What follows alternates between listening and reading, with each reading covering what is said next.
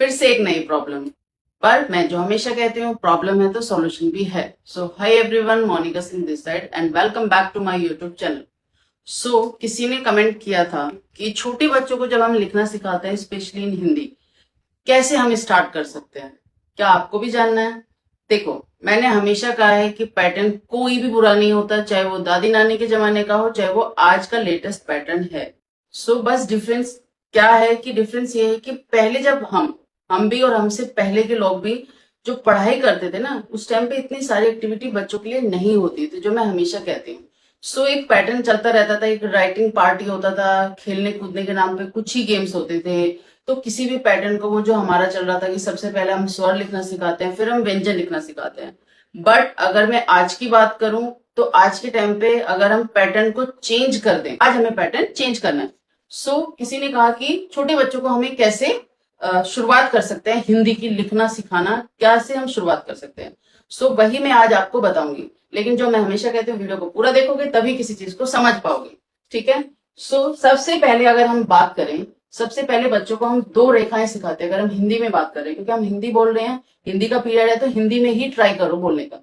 ठीक है। सबसे पहले हम दो रेखाएं सिखाते हैं। एक होती है हमारी ये वाली रेखा, जिसे हम हिंदी में कहते हैं पड़ी रेखा। ठीक है। एक हमारी होती है ये वाली रेखा, जिसे हम कहते हैं खड़ी रेखा। सपोज कि आज मैं इंट्रोड्यूस करने जा रही हूँ ये वाली रेखा। ठीक है। वो मुझे पता है, बच्चों को नहीं पता है। ठीक है। इसे हम हिंदी में क्या कहते हैं?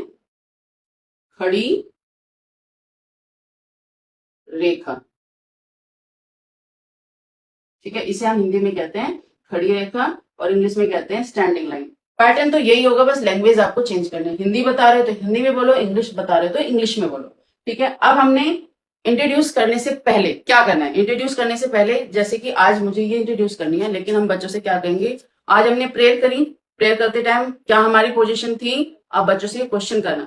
तो बच्चे बोलेंगे पोजीशन, तो आप उनको पोजीशन बताओगे हम किस पोजीशन में खड़े हैं। तो हम कैसी पोजीशन में खड़े हैं? हम सीधी पोजीशन में खड़े हैं। तो इस जब हम सीधी पोजीशन में खड़े होते हैं, तो वो हमारी होती है खड़ी रेखा, क्योंकि हम क्या है? खड़े हैं, खड़े हैं, खड़ी रेखा। तो इंट्रोड्यूस करने से पहले ये वाली एक्टिविटी कराई सबसे। तो कोई मुझे क्या ड्रॉ करके बता सकता है कि आज हमारी पोजीशन क्या थी?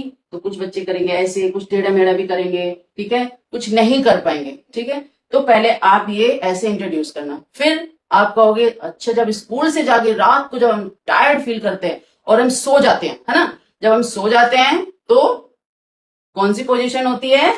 कौन सी पोजीशन होती है बच्चे? आप बोलेंगे, बच्चों को बताना है आपको कि इस पोजीशन में हम सो जाते हैं। इस पोजीशन में हम क्या करते हैं? प्रेयर करते हैं खड़े होकर। इस पोजीशन में हम क्या करते हैं? सो जाते हैं। तो इसको क्या बोलेंगे? पड़ी रेखा। इसको क्या बोलेंगे? पड़ी रेखा। दोनों को अलग अलग दिन इंट्रोड्यूस करना, एक दिन नहीं करना है। पहले दिन ये, दूसरे दिन आपने ये करी। ठीक है। इसमें आप एरो भी लगा सकते हैं। ठीक है। इसमें भी आप एरो लगा सकते हैं। तो मेरा कहने का मतलब क्या है, पहले आप ये दो चीजें इंट्रोड्यूस करो। ठीक है। उसके बाद भी बहुत सी चीजें मैं आपको सिखाऊंगी, किस वे में आप पूरी वर्णमाला को एक बिल्कुल इजी मेथड से आप बच्चों को करवाएंगे। ठीक है। तो पहले ये दो चीज सीखो, उसके बाद कल फिर से मैं बताऊंगी इससे आगे वाला कौन सा पैटर्न है, बट ये वाला कॉन्सेप्ट जरूर यूज करना। ठीक है। ये खड़ी रेखा है, ये पड़ी रेखा है, इंग्लिश में कहते हैं इसको स्लीपिंग लाइन।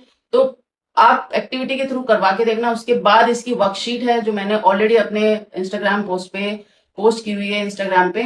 तो बहुत अच्छी वर्कशीट बनाई है, पूरी इंस्ट्रक्शन के साथ बनाई है।